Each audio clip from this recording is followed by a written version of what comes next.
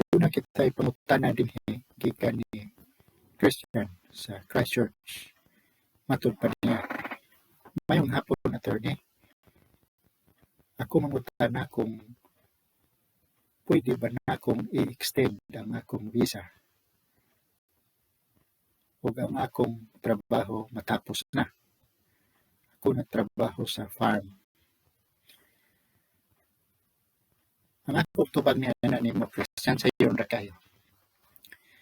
Sa akong pagsabot ang imong visa o sa ka-work visa o kay kana work visa man, nagpasabot nga ang visa nimo nagpatong sa imong trabaho.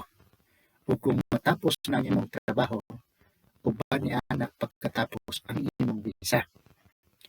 So ang imong may buhaton dili ang pag-isbog or pag-iswag sa imong visa, kundi ang imong trabaho mao'y lugwayan. Dili nimo mapalugwayan ang imong visa kung ang imong trabaho naghinapos na. So pangita og laing trabaho or i-negotiate pagpakigsabot sa imong employer or sa imong amo na maiswag o malugwayan ang imong trabaho aron sa imong visa malugwayan. Tulo lang magkabisa nga wa magkinahanglan. Tulo kabisa nga maisip na to, mag-classify as work visa na wa magkinahanglan og trabaho. Kana kung ubos sa study visa nga dunay 20 hours work privilege, mura sa nag-work visa. Kanang gitawag og partnership visa, kanang gitawag og family related nga visa. Kung ikaw anak or ikaw kinikanan sa imong anak nga nagpuyo sa New Zealand.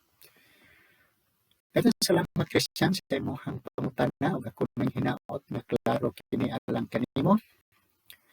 O ani kita niining ato ang programang Pilipinhon o Bisaya nga moabag sa isig ka Bisaya dinhi sa New Zealand. Kini si Dr. Paul Alforque, may daghang salamat o hangtod sa sunod.